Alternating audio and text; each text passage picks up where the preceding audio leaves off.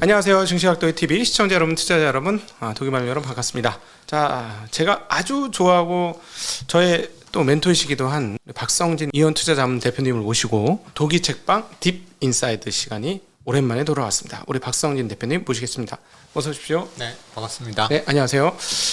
올해 굉장히 험한 시장이고 많은 분들이 막 이렇게 어려워하시는데 대체적으로 그런 대로 잘 지낸다고 들었습니다. 저도 많이 힘들었습니다. 그래도 괜찮으시다면서요? 그렇죠. 분위기가 어떻습니까?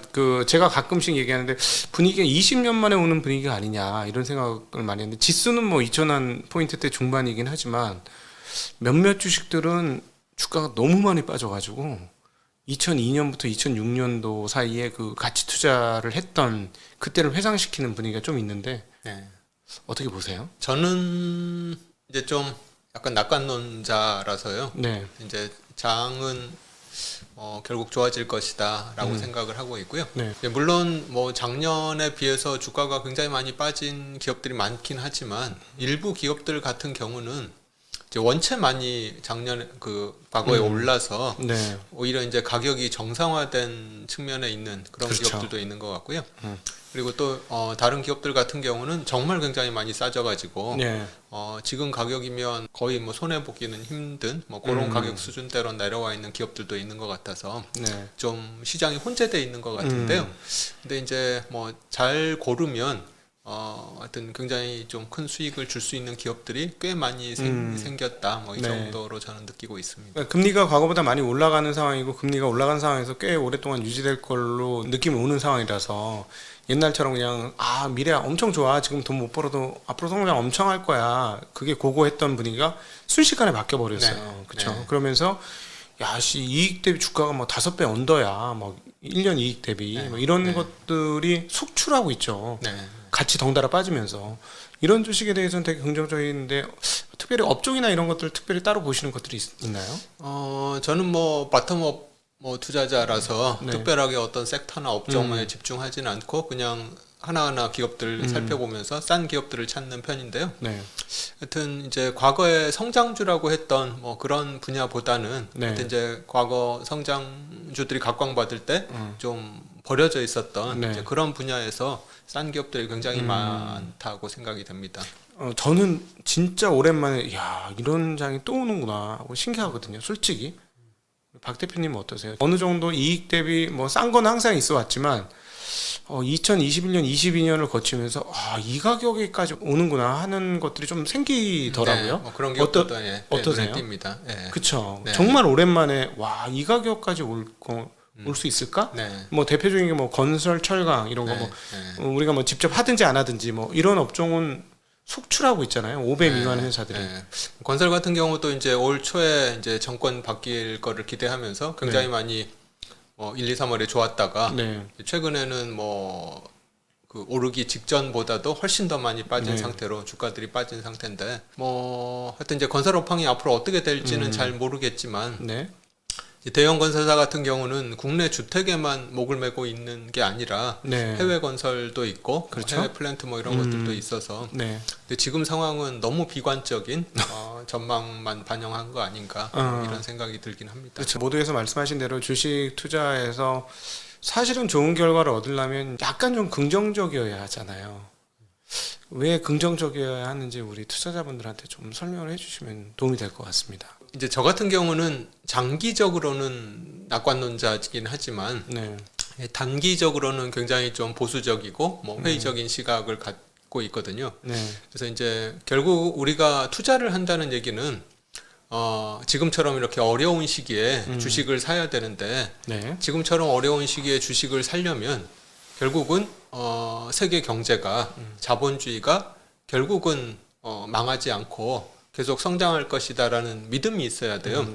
그 믿음이 없으면 세계 경제가 망할 것 같고 뭐 자본주의가 뭐 망가질 것 같은데 주식을 살 수가 없는 거죠. 네. 그래서 이렇게 힘든 시기에 주식을 사려면 결국은 그런 믿음, 결국은 그게 이제 미래에 대한 낙관이 있어야지 지금 같은 시기에 주식을 살 수 있다고 보여지고요. 네. 근데 이제 그렇긴 하지만 지금과 같은 이런 힘든 시기가 얼마나 더 이어질지는 사실 알 수가 없는 거거든요. 뭐 네. 지금이 바닥일지 아니면 뭐 지금 이제 약간 뭐 7월 이후부터 반등을 조금 하긴 했는데요. 이게 이제 뭐 추세적으로 계속 반등을 할지 아니면 뭐 좀 있다가 다시 또 하락을 할지 이건 알 수가 없는 거니까. 그래서 이제 단기적으로는 시장이 얼마든지 다시 조정을 받을 수도 있고 네. 힘들 수도 있다는 이제 그런 마음가짐은 가져야 네. 되겠지만 하여튼 이제 장기적으로는 결국은 뭐 이런 어려움들이 극복되고 기업들이 결국 자본주의가 결국 경제가 다시 성장할 것이다 이런 네. 믿음을 가져야 투자를 할 수 있지 않을까 생각합니다. 보통은 투자를 할 때 단기적인 시장을 보지 않고 한번 보통 보유를 하시면 굉장히 오랜 기간 보유를 하시죠. 한 3년 정도는 들고 갈 생각으로 투자를 하긴 하지만 네. 그 전이라도 제가 네. 생각한 잘 목표 되면? 가격이 오면 뭐 한두 달 만에 팔 수도 있는 거죠. 잘 되면 네.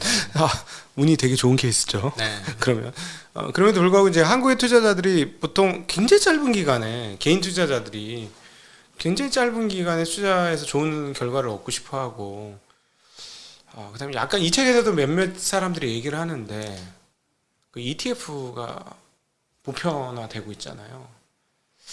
그거에 대해서 저는 개인적으로 약간 유감이에요. 개인 투자자들이 각자 도생하도록 이렇게 만든 건데 박 대표님은 어떻게 보십니까? ETF가 이제 사실은 처음에 나왔을 때는 그 인덱스 펀드를 대체하기 네. 위한 목적으로 그렇죠. 나왔었는데요. 네.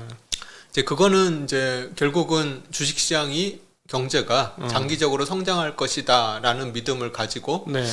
이제 개별적으로 주식을 뭐 선별할 능력이 안 되는 개인 투자자들이 적립식 형태로 이렇게 인덱스 펀드를 사모아 간다는 개념에서는 이제 나쁘지 않다고 보여지는데요. 네.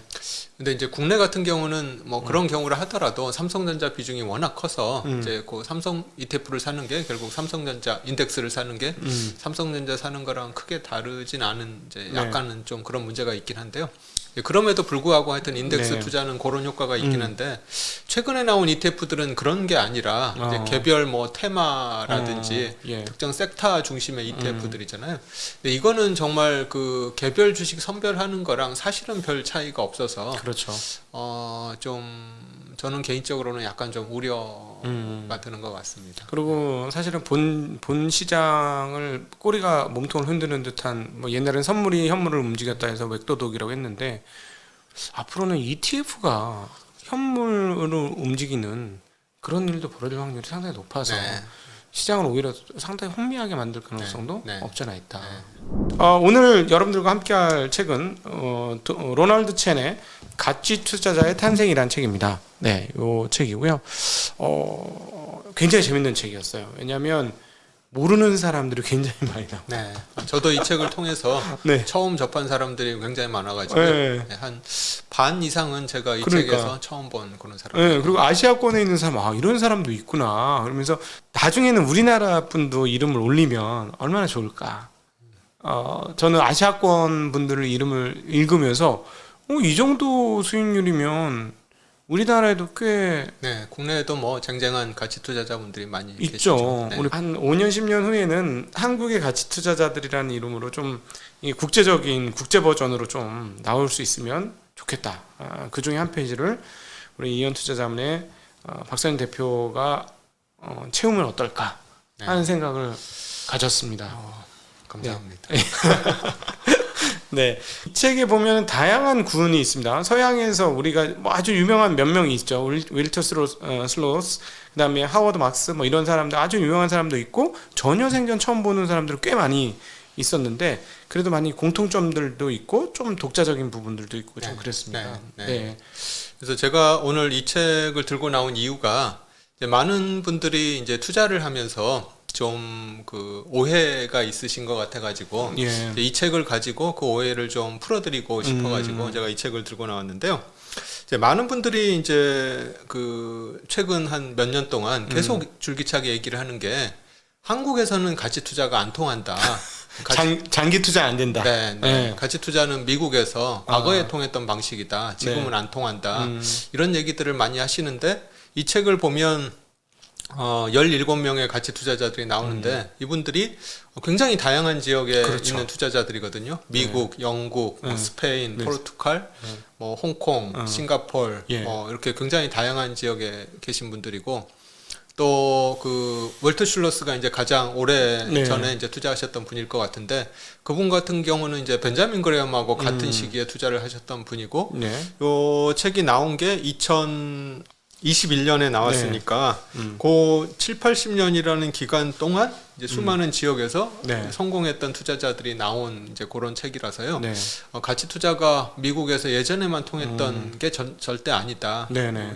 세계 여러 지역에서 오랫동안 꾸준히 가치 투자가 작동을 해왔고 네. 그리고 국내에서도 뭐 아까 각도기님 말씀하신 것처럼 뭐 저랑 각도기님을 포함해서 저희들 주변에서 가치 네. 투자를 해서 네. 실제로 크게 뭐 자산을 일군 분들이 또 많이 있잖아요. 그렇죠. 그래서 이제 네. 그런 것들을 좀 얘기 드리고 싶었고 또 하나가 이제 많은 분들이 가치 투자에 대해서 오해를 하는 부분 중에 하나가 가치 투자를 너무 교조주의적으로 받아들여 가지고 그렇죠. 네, 가치 투자에 성공하기 위한 어떤 방법론, 네. 뭐 가치를 구하기 위한 어떤 마법 공식, 뭐 이런 것들을 찾는데 네. 사실 그런 건 없다. 지금 여기 이제 17명의 투자자들이 나오는데 네. 이 사람들이 투자하는 방식이나 스타일들이 다 다르다. 그렇죠. 그래서 이제 어떤 정해져 있는 그런 가치 투자의 틀이 있는 게 아니다는 네. 거를 좀 말씀드리고 싶어가지고 맞습니다. 제가 이 책을 가지고 나왔습니다. 기본적인 틀은 이제 넷넷 주식이라고 해서 뭐 이익 대비 주가가 낮고 자산 대비 주가가 낮은 그런 기업을 기초로 하기는 하지만 사실은 그 넷넷 주식이라는 거는 뭐 1970년대 이후부터는 미국 시장에 거의 우리나라는 요즘 있습니다. 한국은 요즘 있어. 네. 그렇죠. 네. 한국은 요즘 있죠. 네, 말도 안 되는 기업들이 있죠. 한국은 있어요. 한국은 있는데 이제 미국은 없어요. 미국은 없다 보니까 가치 투자자들이 자기의 방식으로 조금 변형을 해서 투자를 했고, 그다음 다른 나라들도 그렇게 했고, 그러면서 이제 가치 투자가 이제 바뀌는 거고, 사실은 뭐 그레이엄의 마치 수제자처럼 인식이 되어지는 버핏도 이미 상당 부분 뭐 85%는 그레이엄이고 15%는 필립 피셔다 이렇게 얘기를 하지만 사실은 이미 그레이엄이나 필립 피셔하고는 완전히 다른 궤적으로 온 거잖아요. 지금 말은 그렇게 하지만 실제는 아닌. 그러니까 각자 각 위치에서 새로운 가치 투자를 실현하고 만들고 구체적으로 나름대로 적용하는 그런 방식으로 많이 바뀐 거죠. 네. 네. 그래서 이제 제가 좀 얘기 드리고 싶은 게 여기 이제 17명의 투자자들이 나오는데요. 이분들이 이제 다 가치 투자자라고 할 수는 있는데 실제로 투자하는 방식을 보면 굉장히 다 다릅니다. 네. 그래서 이제 어떤 부분들이 다른지 그걸 좀 제가 얘기해 드리고 싶은데요. 네.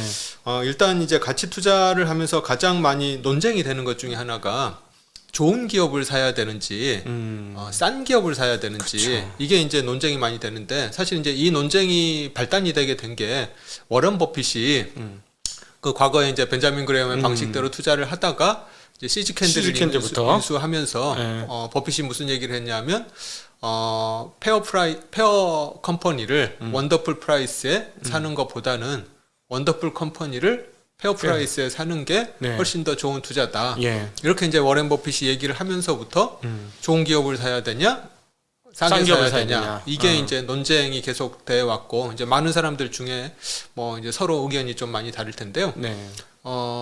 각동희님은 혹시 어떤 기업? 저는 개인적으로 3개월 이상의 미래를 과연 우리가 예측할 수 있을까? 가능할까? 이런 생각이 들면서 제대로 투자를 하면 3년 또는 4년 이상 투자를 해야 되는데 대주주가 무슨 마음을 갖고 있는지를 알아야 3, 4년을 돈을 맡겨서 운용해줘. 사실은 이게 기업 투자라는 게 내 돈을 기업가한테 주면서 운용해줘라고 하는 거니까 사실은 그런 측면에서 대주주의 그 눈빛을 보고 싶다. 그래서 약간 눈빛이 정말 찬란하게 빛난다면 조금 비싸도 나는 네. 상관없다 이런 생각을 네. 좀 가지고 있어요. 지금 말씀하시는 걸 들어보면 이제 싼 기업보다는 좋은 기업을 이제 선호하시는 이제 그런 편인 것 같은데요. 싼 기업도 좋아합니다. 네. 네. 그래서 이제 이 책을 보면 사실 이제 투자자들에 따라서 이제 그런 성향이 다 다른데요. 예를 들면 이제 버핏이 좋은 기업 골라라라고 얘기를 했고 이 책에 나와 있는 이제 파라메스라는 투자자가 있는데 이분도 그 얘기를 했어요. 싼 회사보다는 좋은 회사를 찾는 게 본인한테는 더 좋더라 그런 네네. 얘기를 했는데 이분이 이제 어떤 경험을 했냐면 순현금 미만에서 거래되는 스페인에 있는 섬유회사에 투자했던 적이 있는데 굉장히 이제 싸가지고 투자를 했는데 시간이 지나다 보니까 이 사업이 점점 안 좋아지고 그러면서 결국은 영업이 중단되고 가지고 있던 현금이랑 자산도 다 잃게 되더라. 네. 그래서 이런 경험을 하고 나서 네. 아 싸다고 그냥 사서는 안 되고 좋은 기업을 사야 되는구나 이런 경험을 했다고 이제 이 책에서 네. 밝히고 있고요. 예. 또 브라운이라는 투자자도 여기 이 책에 나오는데 이분이 이제 좋은 기업을 사야 된다고 얘기를 하는데 이분은 이제 좋은 기업을 사면 어떤 장점이 있다고 얘기를 하냐면 이제 우리가 투자를 해가지고 큰 부를 이루는 게 결국은 복리 효과인 거잖아요. 네. 근데 이제 좋은 기업을 사면 좋은 기업이 스스로 알아서 투자를 하고 신제품 개발하고 이렇게 회사 자산을 복리로 계속 키우니까 그렇죠. 내가 굳이 뭐 여러 기업들을 계속 발굴하면서 복리를 할 필요 없이 그렇죠. 그냥 좋은 기업을 사면 저절로 복리 효과가 생기더라. 그래서 이런 이제 것들을 들으면서 뭐 버핏이나 파라메스나 브라운 같은 분들은 좋은 기업을 사는 게 좋다 이렇게 네. 얘기를 하는데요. 근데 또 그렇지는 않습니다. 이 책에 나와 있는 투자자들 중에 예를 들면 하워드 막스라는 분은 네. 어떤 식으로 얘기를 했냐 하면 좋은 투자는 좋은 것을 사는 게 아니라 잘 사는 게 중요하다. 네. 무엇을 사는지가 아니라 얼마에 사는지가 중요하다. 네. 가장 중요한 것은 결국 이제 가격의 적정성이다. 이렇게 얘기를 했습니다. 네네. 그리고 실제로 이 하워드 막스라는 분이 뭐에다 투자를 했냐면 부실 채권, 하이힐드 채권 이런 거에 투자를 했거든요. 부실 채권이라는 게 말 그대로 부실한 회사가 그렇죠. 뭐 발행한 채권이잖아요. 네. 언제 망할지 알 수 없는. 근데 그런 부실 채권에 투자를 해서 큰 돈을 번 분이 하워드 막스라는 네. 분이거든요. 그리고 제가 저번 시간에 나와서 이제 딥밸류라는 딥밸류? 책을 네. 소개시켜 드렸는데 그 딥밸류를 쓴 토비아스 칼라일의 결론이 결국은 벤자민 그레엄의 딥밸류 그렇죠. 투자 철학이 여전히 작동하더라라는 거잖아요. 그래서 이런 것처럼 좋은 기업을 선호하는 또 좋은 기업에 투자를 해서 성공한 투자자도 있고 그렇지 않고 부실한 기업이더라도 싼 가격에 사서 성공한 투자자도 있고 네. 그래서 정답이라는 게 있지 않더라. 네. 이런 게 이 책에서 얘기를 네. 하는 그렇죠. 좋은 기업을 약간 페어밸류에 사서 수익이 난 사람도 있고 아주 그 싼 가격에 사서 수익을 낸 사람도 있고 네. 어떤 식으로든지. 네. 그러니까 방향성은 비슷한데 실제 실행은 다른 거죠. 네. 네. 그러니까 이제 저 같은 경우 이제 제 개인적인 경험으로는 좋은 기업을 투자하면 아까 이제 그 파라메스가 얘기를 한 것처럼 그 브라운이라는 투자자가 얘기를 한 것처럼 스스로 복리의 효과를 이렇게 내기 때문에 네. 굉장히 좋다 얘기를 하고 있는데 근데 이제 제 경험으로는 좋은 기업 투자의 문제는 뭐냐면 이 좋은 기업이 계속해서 좋은 기업으로 남는 경우가 드물더라는 게 제 네. 경험이거든요. 예를 들면 2010년도 초부터 2015년 요 무렵까지 많은 사람들한테 좋은 기업이 뭐냐 물어보면 아마도 아모레퍼시픽, 네. 한샘 이런 기업들이 그 무렵에 대부분의 사람들이 좋은 기업이다 이렇게 네. 대답을 했을 거예요. 네. 근데 지금 아모레퍼시픽이나 한샘의 주가를 보시면 그 2015년 고점 대비해가지고 아모레퍼시픽은 지금 마이너스 72% 하락이 네. 돼 있고요. 한샘은 마이너스 83% 거의 네. 뭐 70, 80%씩 네네. 지금 하락에 있는 상태라서 네. 그래서 그 당시에는 다들 이 기업이 좋은 기업이라고 생각을 했겠지만 지금 보면 지금도 뭐 좋은 기업일지 아닐지는 모르겠지만 하여튼 좋은 기업이라도 너무 비싼 가격에 사면 네. 80% 손실을 볼 수도 있다는 거죠. 그래서 이제 문제는 하여튼 이제 지금 어떤 기업이 좋은 기업이냐라는 거는 보면 다 알겠지만 이 기업이 5년 후, 10년 후에도 그렇죠. 좋을 것인지를 지금 알기는 굉장히 어렵더라는 네. 거죠. 네. 그래서 이제 좋은 기업에 투자하는 게 물론 좋은 기업이 뭐 앞으로도 좋을 기업을 지금 찾을 수 있다면 물론 좋긴 하겠지만 그걸 지금 알기는 굉장히 어렵다는 게 이제 제 경험으로는 이 투자의 한계인 것 같고요. 네. 그다음에 이제 싼 기업을 투자하는 경우에도 이제 제 경험으로 한계가 있는데 예를 들면 이제 제가 한 6, 7년 전에 네. 싸다고 생각해서 투자했던 기업이 전 현대백화점을 투자를 했었어요. 싸죠. 네. 쌉니다. 그때 현대백화점이 그냥 그 자체로도 굉장히 쌌었고 네. 또 그때 이제 판교점을 오픈을 앞두고 있었거든요. 그래서 이제 판교점이 오픈하면 또 매출도 굉장히 성장할 가능성이 높아 보이고 그리고 이제 판교점 말고도 뭐 여의도 더현대나 뭐 이런 것들이 또 향후에 대기가 돼 있었고 그래서 이제 싸다고 생각해서 샀는데 그럼에도 불구하고 실적이 계속 망가지더라고요. 이 백화점 업 자체가 네. 이제 온라인하고의 경쟁에 의해서 계속 그렇죠. 밀려나면서 예. 백화점이 이제 사양 산업이 되는 거죠. 그래서 아무리 회사가 능력이 있고 노력을 하더라도 네. 구조적으로 이렇게 사양 산업인 곳에서는 결국은 돈을 못 벌더라. 네네. 그래서 이제 제가 그때 실수를 한 거죠. 예, 싸다고 무턱대고 샀더니 결국은 이 비즈니스 자체가 네. 결국은 한계를 가지고 점점 도태되는 거라서 예. 싼 이유가 있었던 거죠. 그래서 네네. 이제 싼 기업을 살 때 조심해야 될 거는 과연 이 싼 게 정말 싼 건지 시장에서 제대로 평가를 하고 있는 건지 아니면 네. 시장에 오해가 있었던 네, 건지 네, 네. 향후에 이 싼 게 해소될 수가 있는 건지 네. 이거를 정말 굉장히 잘 따져보고 투자를 네. 해야 된다고 저 자신도 이제 그때 좀 많이 깨달음을 네. 얻었습니다. 그 지점에서 사실은 나를 믿을 것이냐 시장이 옳다고 믿을 것이냐 시장도 가끔씩 틀리니까 네. 그 부분이 참 어려운 것 같아요. 네. 내가 맞고 시장이 틀릴 거야라고 했는데 시장이 맞고 내가 틀리는 경우들은 우리 종종 많이 발생하니까 네. 진짜 항상 겸손해야 되는 것 네. 같은 생각도 들고 내가 완벽하게 커버리지를 못한다. 회사를 많이 알아봤다고 생각하지만 360도로 완벽하게 모른다라는 걸 항상 인정해야 되지 않을까? 네. 예, 그 부분에 진짜 그런 부분 네. 많이 느낍니다. 네. 그래서 하여튼 뭐 좋은 기업을 찾아서 투자를 해서 성공한 사람도 있고 싼 기업을 찾아서 투자를 해서 성공한 사람도 있긴 하지만 네. 하여튼 이제 뭐 어떤 게 정답이다 이렇게 네. 얘기를 할 수는 없고 네. 이제 본인의 스타일에 맞춰서 예, 해야 될 것 같고요. 예. 하여튼 그래서 이제 저 자신은 이제 개인적으로 좋은 기업보다는 싼 기업에 네. 좀 더 방점이 찍혀 있긴 한데요. 네.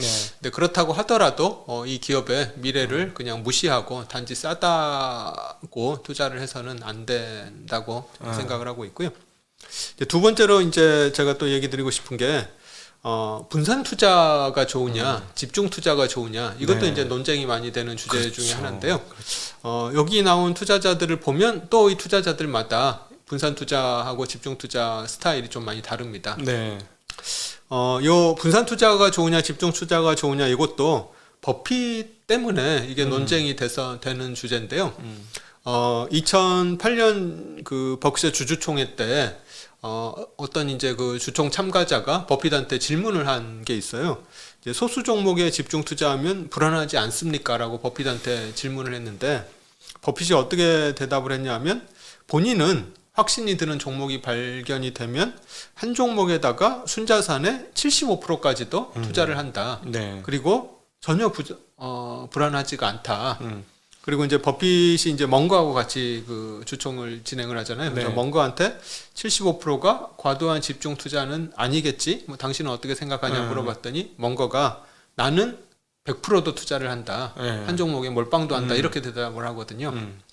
그래서 이제 이런 버핏의 추종자 분들이 투자에서 성공하려면 집중 투자를 해야 된다. 이제 이렇게 얘기를 하고 있는데요.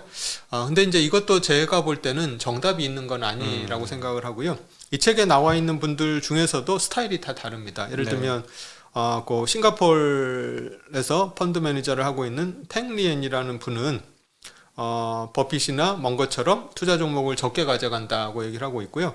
또 이 책에 나온 분은 아니지만 노마드 투자 조합이라는 걸 운영하고 있는 닉 슬립이랑 콰이스 자카리아라는 분들이 있는데 이분들 중에 닉 슬립 같은 경우는 거의 전 재산을 세 종목에다가 이렇게 투자를 하고 있다고 얘기를 하고 있고요.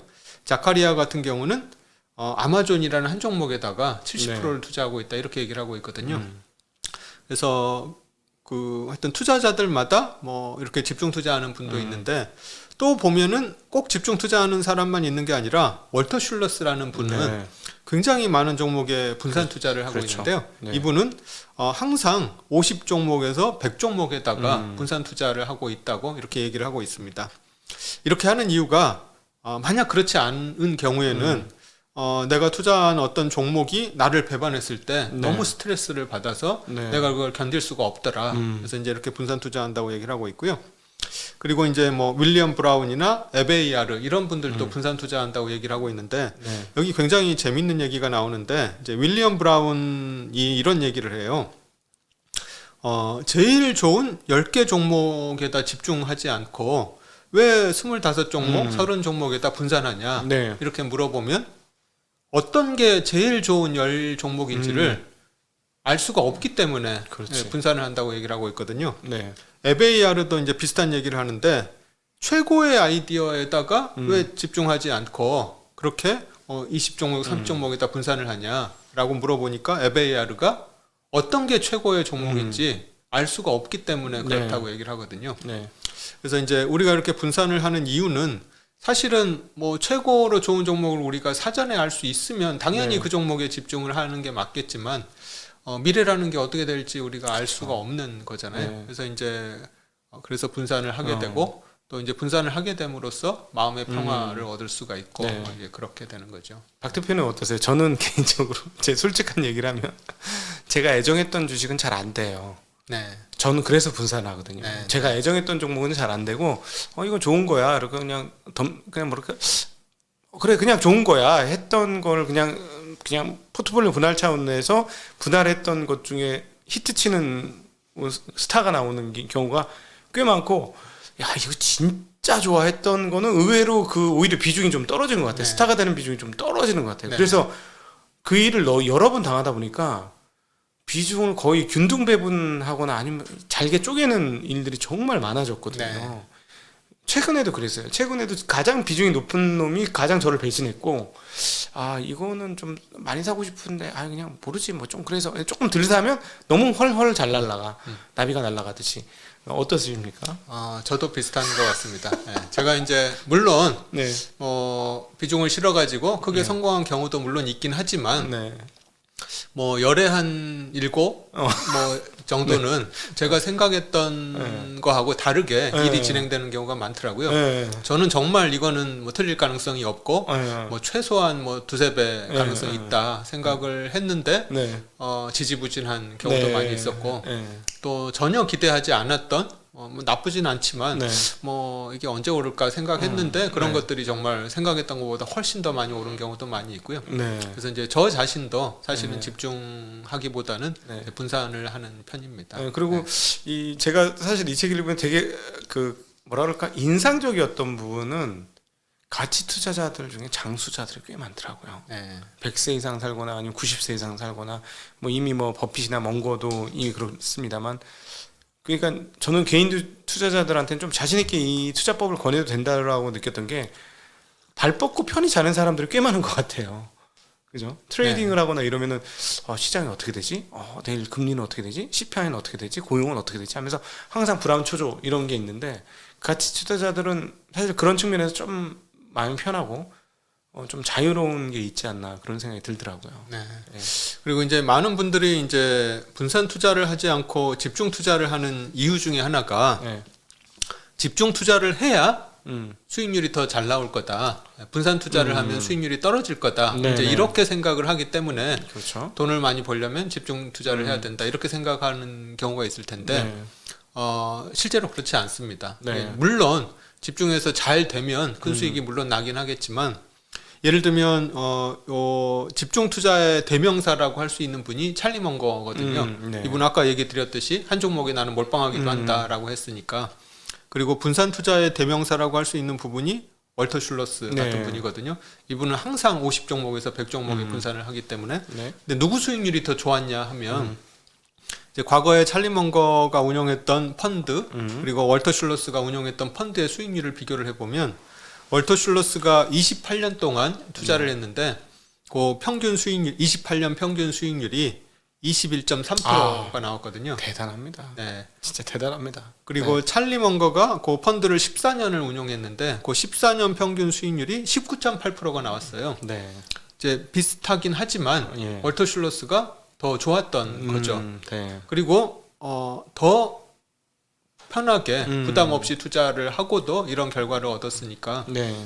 분산 투자가 집중 투자보다 수익률이 꼭 낮다 이렇게 얘기할 수는 없는 거죠. 네네. 네. 그래서 이제 저 자신도 사실 지금까지 한 20년 투자하면서 계속 분산 투자를 해왔고요. 네. 하여튼 이제 하여튼 분산을 할 거냐 집중을 할 거냐 이것도 이제 결국 사람에 따라서 자기 성향에 따라서 다르긴 할 텐데 네. 분산 투자를 하면 수익률이 꼭 낮은 건 아니다. 뭐 이 네네. 얘기를 제가 좀 드리고 싶고요. 네. 그래서 이제 중요한 거는 내가 아는 기업에 투자를 하느냐 네네. 아니면 내가 모르는 기업에 그냥 기계적으로 분산을 하느냐 이제 이 차이인 것 같고요. 내가 모르는 기업에 투자를 하면 사실은 이제 그거는 뭐 분산의 효과도 전혀 없고 그 분산의 의미가 없는 거고요. 내가 아는 기업에 이제 투자를 하는 게 결국은 핵심이다.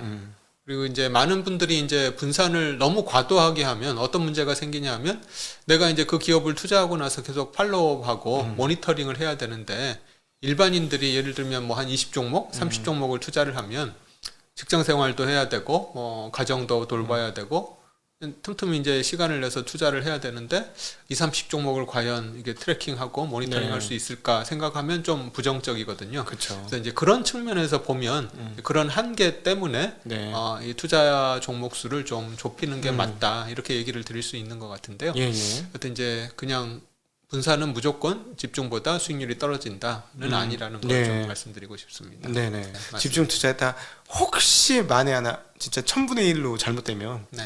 벼락 맞는 거니까. 네, 맞습니다. 벼락을 몇 번 맞아보니까 무서워서 못 하겠더라고요. 저는. 네. 그런 경험 좀 있으세요? 아니 집중 뭐 투자했다가. 저는 사실 이제 원래 좀 뭐 보수적인 편이라서 네. 이렇게 집중을 하더라도 제가 뭐 지금까지 많이 집중했던 게 뭐 한 종목의 비중을 뭐 한 20%? 뭐 이런 정도가 이제 많이 실는 편인데 네.